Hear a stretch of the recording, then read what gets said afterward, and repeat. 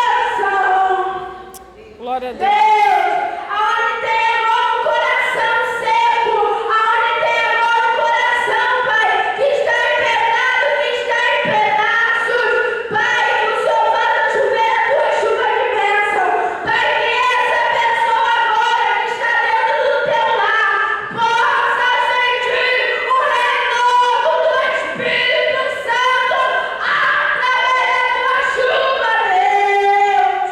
Glória a Deus, Deus. o Senhor